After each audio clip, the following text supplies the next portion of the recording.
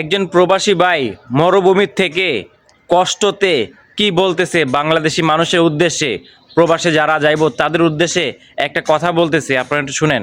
ওই বাংলাদেশের মানুষ, আমিও বাকি একটা কথা কয়ে যাই। ওই যে টেল উবে এই নরভূমির কাছে কেউ আয়েন না, দেশ বিক্রি খায় অনেক শান্তি লাগবো। ওই দেখবেন মেয়ে লোকে মাছ বাজি করে 2 টাকা, আর আমার মতো প্রবাসী বাজি 4 টাকা।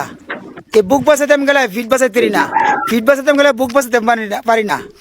সূর্যের গরমে মাথার তালা জ্বলে, মাটির গরমে ঠ্যাঙ্গের তালা জ্বলে, এটি বাসে হারতে হারতে দেন আমার 7টা পুরে কিছে, তো আমি বাড়িতে মুকুই। সবচেয়ে কষ্ট কোন জায়গায় জানেন? আমার মতন প্রবাসীর অসুখ হলে এই নরভূমি ডাক্তার মিলে না, চিকিৎসা করতে পারি না। আজকে অনেকদিন ধরে ঠ্যাঙ্গের বেদনা বুক যাচ্ছি, চিকিৎসা করতে পারি না।